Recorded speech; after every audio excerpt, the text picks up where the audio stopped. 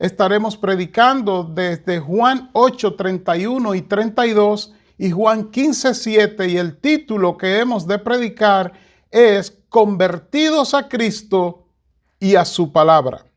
Quiero que usted anote ese título, los que están aquí como los que están en sus casas, y todos los textos bíblicos que yo mencione, que usted lo anote para que luego usted pueda chequear, pueda repasar, pueda estudiar lo que hemos de predicar. Convertidos a Cristo y a su palabra.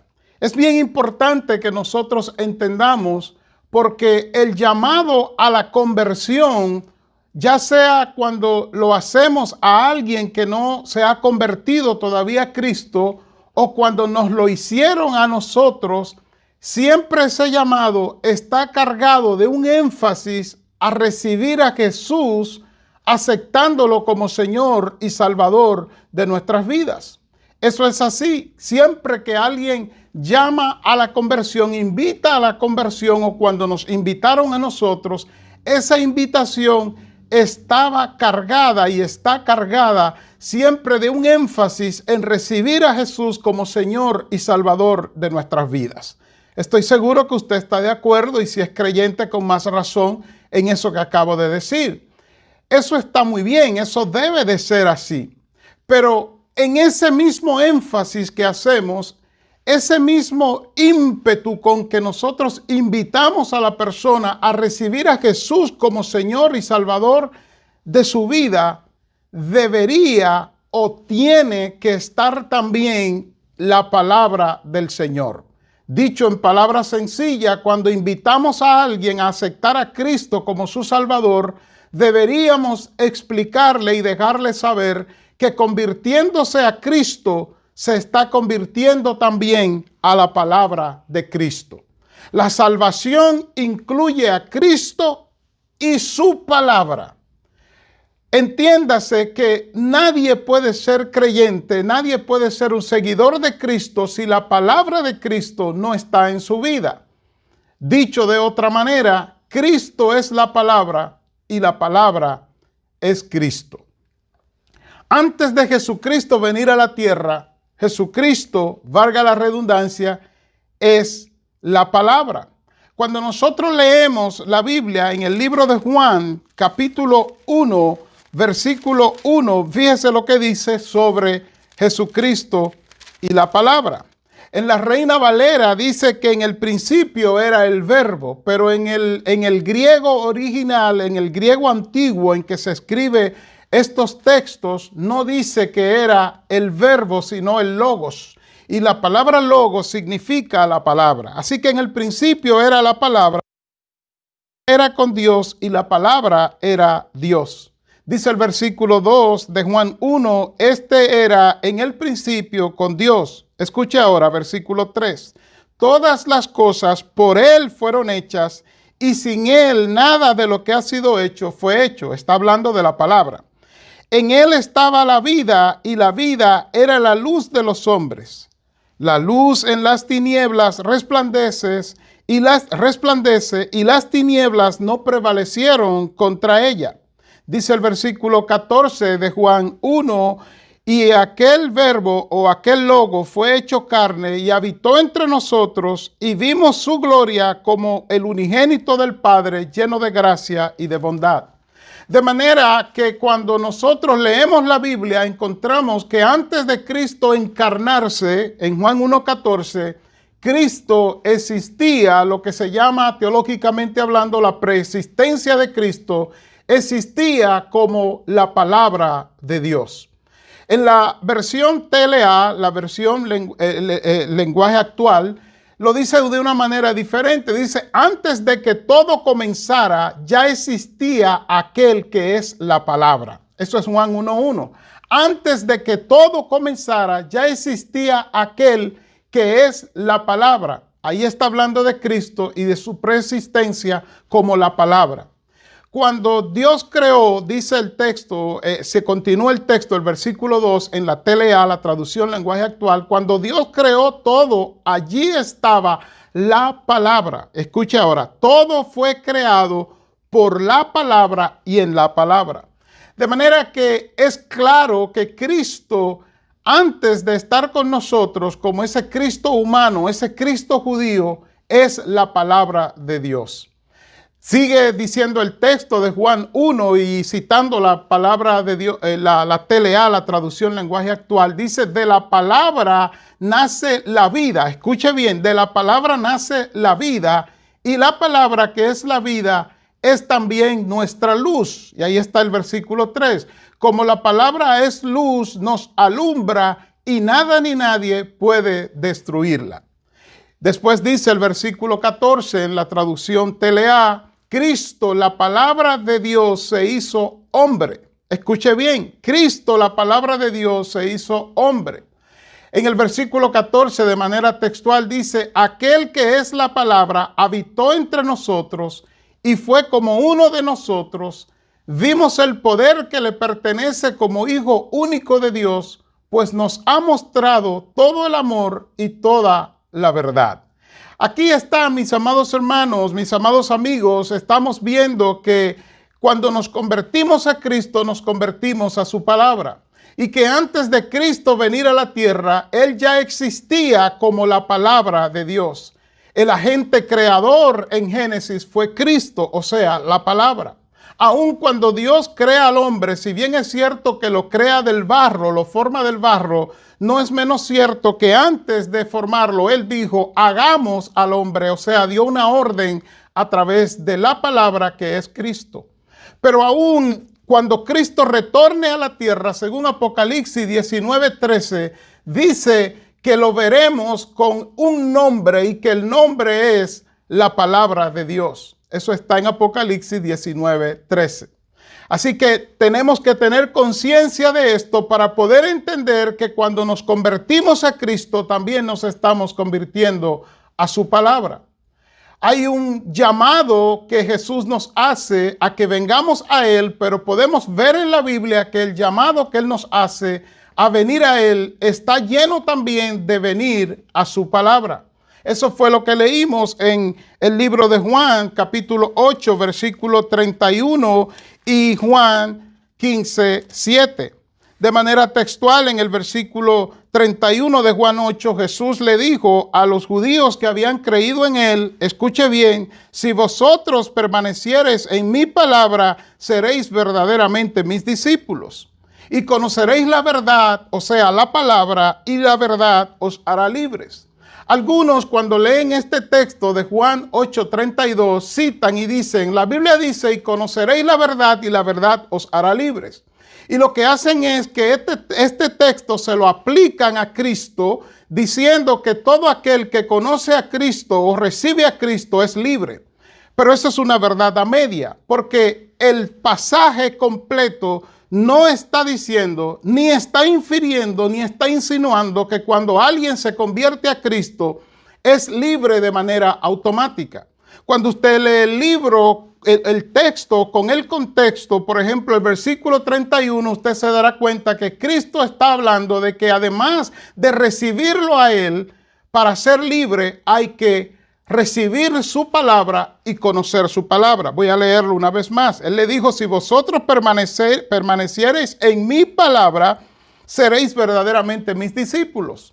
Y podríamos decir que a consecuencia de permanecer en mi palabra, que es la verdad, esa verdad los hará libres. Versículo 32. Pero hay más todavía. Cuando leemos 2 de Juan 1:9, en la traducción lenguaje actual, dice: si no permanecen fieles a lo que Cristo enseñó, Dios se apartará de ustedes. Pero si se mantienen firmes en lo que Cristo enseñó, Dios el Padre y el Hijo estarán siempre con ustedes. La gran pregunta es: ¿cómo es que el Padre y el Hijo están con nosotros? Alguien podría decir: están con nosotros a través del Espíritu Santo, que según Efesios 1:13, Él nos selló en el Espíritu Santo, o nos bautizó en el Espíritu Santo, o nos llenó en el Espíritu Santo, o nos sumergió en el Espíritu Santo. Esa es una verdad a media también, mi querido amigo, mi querido hermano. Por cuanto la Biblia establece, y lo acabo de leer en 2 de Juan 1:9, si no permanecen fieles a lo que Cristo enseñó, o sea, a su palabra, Dios se apartará de ustedes.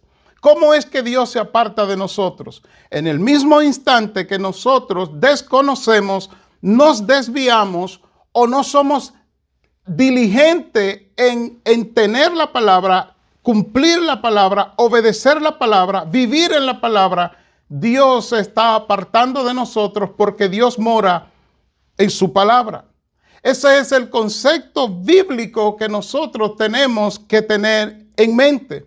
Cuando Jesús citó o cuando Jesús dijo, Juan 8:31, de que si vosotros permaneciereis en mi palabra, la palabra permanecieres es una palabra griega que significa quedarse o residir. Entonces Jesús lo que está diciendo en palabras más sencillas es que me han aceptado a mí, pero ustedes ahora tienen que aceptar mi palabra y dejar que mi palabra se deposite en ustedes. Jesús nos llama a recibirle, pero nos llama a recibirle también en su palabra. Y conoceréis la verdad y la verdad os hará libre. Juan 8:32, el texto base que hemos citado. Conocer la verdad, mis queridos hermanos, implica un proceso donde el Espíritu Santo nos guía, pero nos guía ¿cómo? Pues nos guía en la palabra de Dios y hacia la palabra de Dios. Eso es lo que Jesús dice en el libro de Juan, capítulo 14, versículo 26, cuando Él dice, mas el Consolador, el Espíritu Santo, a quien el Padre enviará en mi nombre, escuche ahora, Él os enseñará todas las cosas y os recordará lo que yo os he dicho. Él les enseñará la palabra o le dará la sabiduría, el entendimiento para que puedan entenderla cuando la estudien.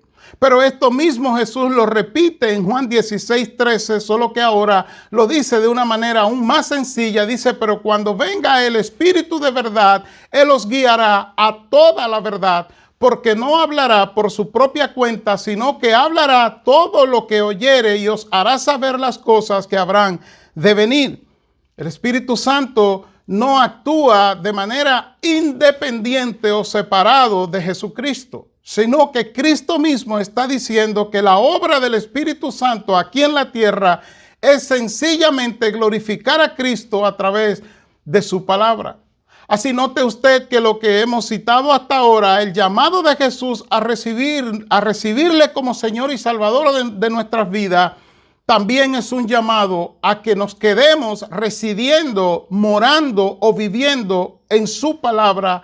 Y es la obra del Espíritu Santo guiarnos a esa palabra. Ahora, eso solo es posible cuando nosotros, escuche bien, amamos, estudiamos y obedecemos la palabra del Señor. Como mi tiempo es limitado, quiero que nosotros respondamos esta pregunta para hacer una aplicación con la Biblia y por la Biblia. ¿Cómo opera la palabra de Dios en el creyente? ¿Cómo es que esa palabra se hace efectiva? ¿Cómo es que tenemos que recibir a Cristo como Salvador, pero también recibir su palabra? Y cuando yo digo recibir, no es que Dios nos da la palabra de manera espiritual, sino que la palabra de Dios, el mensaje de Dios, lo tenemos de manera literal en la Biblia y debemos estudiarlo, debemos amarlo, debemos respetar, debemos vivir por lo que dice Dios en esa palabra. O sea, Cristo, cuando hablo de Dios, hablo de Cristo porque Cristo es Dios. En Mateo 4, Jesús dice, no solo de pan vivirá el hombre, sino de toda palabra que sale de la boca de Dios. Ahora, la pregunta es, ¿cómo opera la palabra de Dios en el creyente? Y aplicando esa pregunta a este texto, ¿estaba infiriendo Jesús que cuando uno tiene hambre física no necesita comida? Claro que no. Jesús estaba haciendo una cita de Deuteronomio 8:3 y yo me permito citar lo que Jesús citó. En Deuteronomio 8:3 dice la palabra, y te afligió y te hizo tener hambre y te sustentó con maná, comida que no conocía, ni tú ni tus padres la habían conocido, para hacerte saber que no solo de pan vivirá el hombre, mas de todo lo que sale de la boca de Jehová vivirá el hombre. Este texto, mis queridos hermanos, está diciendo que esas necesidades, esas situaciones, esas dificultades que nosotros tenemos como creyentes en nuestras vidas son puestas literalmente por Dios, porque Dios quiere que nosotros, como dice Eclesiastés 7:14, sepamos que fuera de Él nada hay y que todo lo que necesitamos lo vamos a encontrar en su palabra.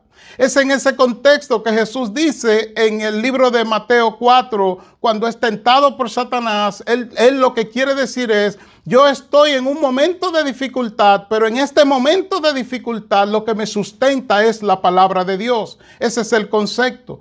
No es que no necesitemos comida, no es que la palabra de Dios sustituye la comida física, sino que en medio de las pruebas, en medio de las dificultades, en medio de nuestras decisiones, la palabra de Dios debe ser normativa. Entiéndase que nosotros tenemos que preguntarnos qué dice la palabra de Dios. Hay un texto que no se entiende muchas veces en el contexto que lo voy a citar. Ese texto es Jeremías 33:3. Jeremías 33:3 dice: clama a mí y yo te responderé y te enseñaré cosas grandes y ocultas que tú no conoces. El texto no está diciendo que cuando tú clamas al Señor, cuando tú te vas de rodillas a Dios, Dios te va a enseñar nada nuevo. El texto lo que está diciendo, cuando tú estudias todo el contexto de Jeremías, de lo que fue la palabra en su vida, que cuando tú clamas al Señor estudiando su palabra, Él te mostrará, Él te enseñará lo que tú necesitas saber y que antes no conocía. Todavía estamos respondiendo la pregunta: ¿cómo es que la palabra de Dios opera en nuestras vidas? Pues bien, aquí está la respuesta, 2 de Timoteo 3:16 y 17. Y voy a leer otra vez en la versión traducción lenguaje actual, porque lo dice de una manera tan clara. Este texto de 2 de Timoteo 3:16 y 17 dice: todo lo que está escrito en la Biblia, escuche bien, es el mensaje de Dios. Parémonos ahí. Así es como opera la palabra de Dios en nuestras vidas. Aun cuando nosotros encontramos una palabra, un texto, un versículo que está hablando Satanás, no Dios, esa es la palabra de Dios en el sentido de que Dios nos ha dado esa palabra para que nosotros sepamos cómo es que Satanás opera. En el caso de Adán y Eva, por ejemplo, Satanás le dice a Eva: con que Dios os ha dicho. Pues cuando nosotros leemos ese pasaje, podemos saber, podemos aprender, podemos conocer cómo es que Satanás obra. ¿Cómo obra Satanás? Con intrigas, sembrando dudas, sembrando inseguridades, trayendo momentos de incertidumbre a nuestras vidas, o en medio de momentos de incertidumbre tratando de crear dudas para que nosotros de esa forma no seamos efectivos en nuestra relación con Dios. Así que todo lo que está escrito en la Biblia es el mensaje de Dios. 2 de Timoteo 3:16, en versión traducción lenguaje actual. Pero continúa diciendo: y es útil para enseñar a la gente, para ayudarla y corregirla y para mostrarle cómo debe vivir. Versículo 17. De ese modo, los servidores de Dios estarán completamente entrenados y preparados para hacer el bien. ¿Cómo opera la palabra de Dios en nuestras vidas? Por ser un mensaje enviado por Dios a nosotros y porque es útil. La palabra útil en el diccionario significa que hace su trabajo. En Hebreos 4:12 dice que la palabra de Dios está viva, pero no solamente está viva, sino que ella es útil, ella es eficaz. O sea, útil y eficaz es un sinónimo en este caso. Ella hace su trabajo, es útil para un trabajo. Y ella nos enseña lo que nosotros necesitamos saber. Pero también ella nos corrige, nos redarguye, dice en la Reina Valera, y ella también nos muestra el camino por donde debemos seguir. En el libro de los Salmos 119, 105, el salmista lo expresó de esta manera, hablando de cómo es que la palabra de Dios opera en el creyente. Él dijo: lámpara es a mis pies tu palabra y lumbrera a mi camino. Pero ese texto bíblico parece más bien un poema. Si no explico la historicidad del texto o el contexto histórico de este texto, usted lo va a ver simplemente como un poema. Lámpara es a mis pies tu palabra y lumbrera mi camino. Lo que pasó es que, o pasaba que los hebreos, cuando caminaban por los caminos, en los caminos eran estrechos y se hacía de noche temprano, no había energía eléctrica, obvio, y los caminos eran pedregosos y estrechos, y al lado de los caminos habían riscos que tenían muchas piedras, pedregales, y muchas veces cuando caminaban de noche resbalaban y se caían por esos riscos y morían desangrados porque no podían volver a subir. También a la orilla del camino habían víboras, y esas víboras cuando caminaban de noche mordían. Cuando las personas caminaban de noche por esos caminos estrechos y pedregosos, las víboras mordían a las personas y las personas morían. Entonces los hebreos lo que hacían era que se amarraban unas lámparas en sus pies, unas lámparas de aceite, y caminaban despacio por esos lugares, y la lámpara alumbraba el camino para que ellos no se resbalaran y cayeran, pero también el calor de la lámpara espantaban las víboras que habían alrededor del camino. Es en ese contexto que el salmista dice que lámpara es a mis pies tu palabra y lumbrera mi camino. Traído a nuestro contexto, lo que él está diciendo es: la palabra de Dios me alumbra para que yo no resbale, y también tira calor suficiente para que los demonios, o sea, las víboras, sean separados. Si usted quiere vencer ese problema que usted tiene que no ha podido vencer, deposite su confianza en la palabra de Dios. Usted me dice: yo confío en Cristo porque Él es mi Señor, mi esperanza está en Cristo. Pero yo le pregunto: ¿y qué es lo que Cristo dice sobre la situación que usted tiene? Él dice: confiad en mí. Dice: venid a mí los que estáis trabajados y cargados y yo os haré descansar. Pero ¿cómo Él lo dice? Pues lo dice en su palabra. Y por eso es que Él llama a que cuando usted confíe en Él, usted confíe también en su palabra. Fíjese que en el mismo texto de Mateo 11:28, donde Él dice: venid a mí los que estáis trabajados y cargados y yo os haré descansar, Él dice también cómo es el descanso.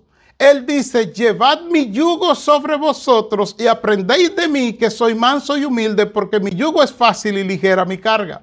Y usted sabe que el yugo se refiere a la ley que antes en el Antiguo Testamento se consideraba un yugo, pues ahora Él está diciendo: yo traigo un nuevo yugo que no es pesado como la ley, yo traigo el yugo de mi palabra, recibe el yugo de mi palabra, inyúntate conmigo, con mi palabra, y entonces hallaréis descanso para vuestras vidas. Estoy llegando a la parte final de este mensaje, que más bien es un recordatorio de que convertidos a Cristo y a su palabra, de que si ya usted se convirtió a Cristo, usted debe estar viviendo como un convertido a la palabra de Cristo. La palabra de Cristo es normativa en la vida suya, mi querido hermano, es normativa en la vida mía. ¿Qué quiere decir? Que de la misma forma que nosotros, cuando guiamos en un lugar determinado, en un país determinado, en un estado determinado, tenemos que conocer las leyes de tránsito para no ser multados. De esa misma forma, nosotros, para vivir nuestra vida cristiana, necesitamos conocer cuáles son las normas bíblicas que el Señor nos exige o nos impone o nos traza. Así que es para que usted medite lo que la palabra está diciendo. En Mateo 24:35 el Señor dice: el cielo y la tierra pasarán, pero mis palabras no pasarán. De la misma forma, en Isaías 55 Él dice: mi palabra que yo envío no retornará a mí vacía, sino que hará lo que fue enviada a hacer. Así que si usted está teniendo situaciones con su familia, un divorcio que le ha caído encima y que ya usted no encuentra salida, pero usted quiere una solución, comience a confiar en la palabra de Dios, pidiendo perdón a Dios por no haber usted confiado en la palabra en la misma medida que confió en Cristo.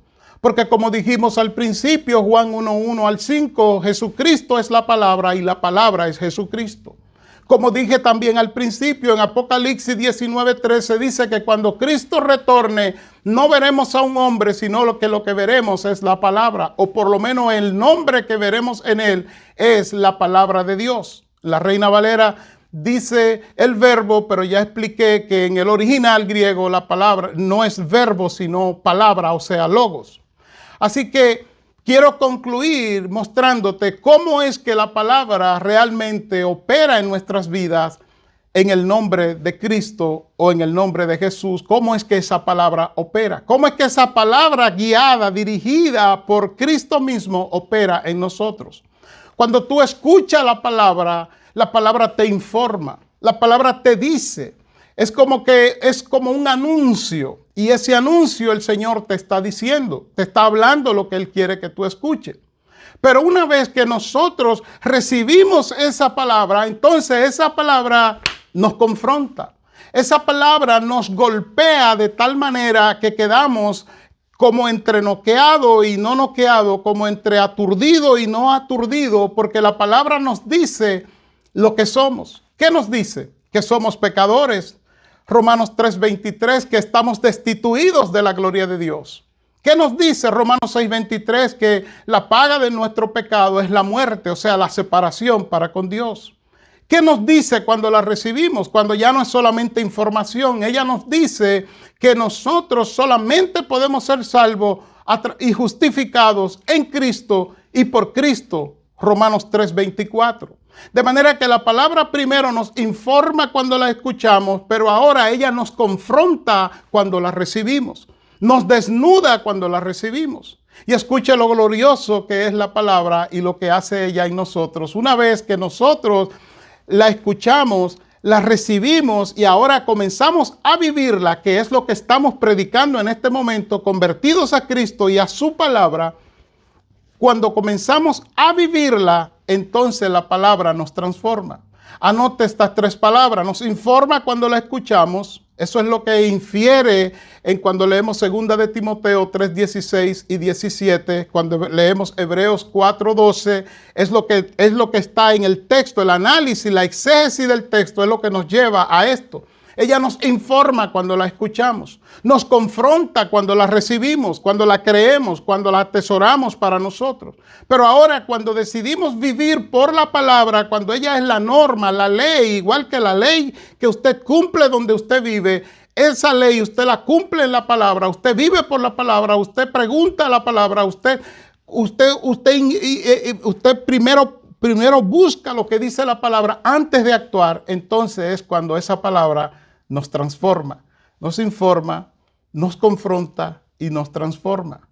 Que Dios te bendiga de manera especial. Doy gracias a Dios por permitirme predicar este mensaje en este día y queremos que tú sigas buscando de Dios, pero no es que queremos nosotros, es que Dios quiere que busque de Él, porque la Biblia dice que los que estemos en Cristo, pues que lo busquemos más.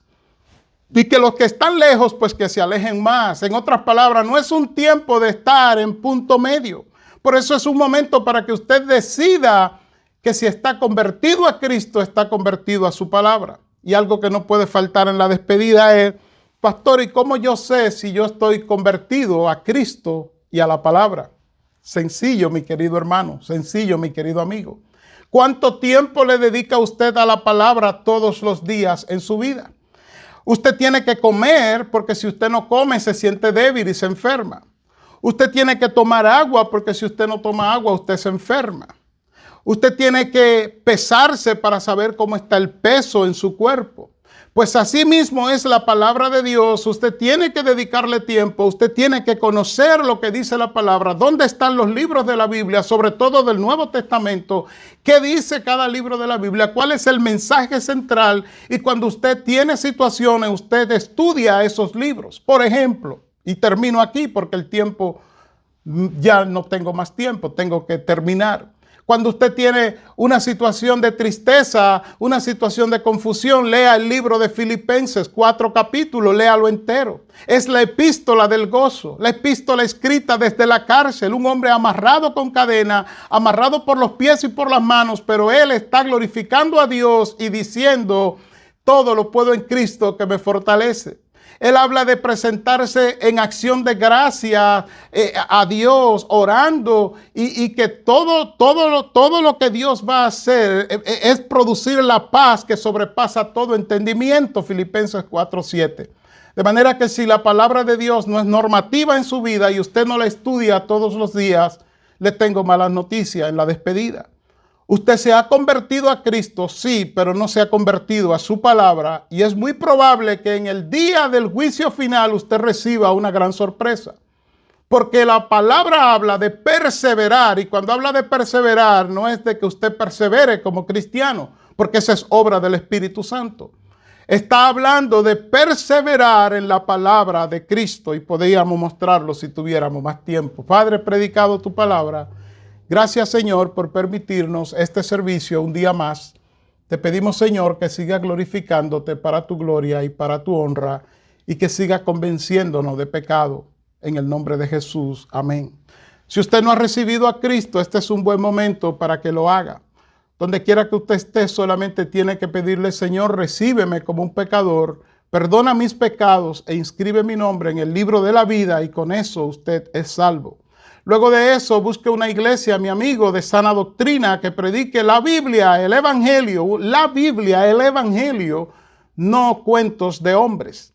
Si estás en San Juan o un pueblo vecino, nosotros queremos servirte y queremos ayudarte a crecer en tu vida cristiana. Solamente tienes que contactarnos. Dios te bendiga y hasta el próximo domingo.